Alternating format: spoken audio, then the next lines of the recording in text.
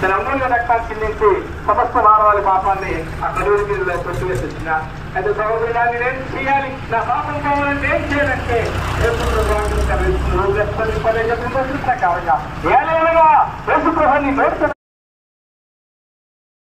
అనుకుంటా ఉన్నా.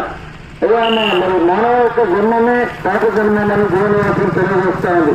ఒక భక్తుడు చెప్తూ వచ్చినా నేను పాపంలో జన్మించినాను, పాపంలో నన్ను గర్భం ధరించిందంటాడు. అనగా మానవుడు జన్మతో పాపం జీవితంలో క్రియా ద్వారా పాపం చేస్తున్నాడు, మాటలు తలంపుల ఆలోచన ద్వారా పాపము చేస్తున్నాడు. ఈ పాపములకు ఒకనాడు శిక్ష పొందవలసిన వారు ఉంటున్నాం.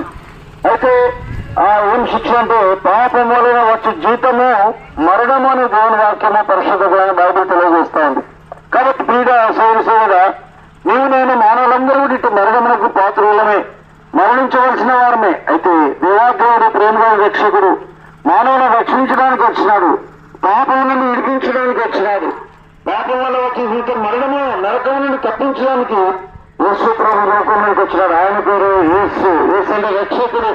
తన ప్రజలైన వారు పాపం నుంచి రక్షించేవాడు. అయ్యా అమ్మ నా యొక్క జీవితంలో పాపం లేనప్పటికీ నీ జీవితంలో కాదు మరి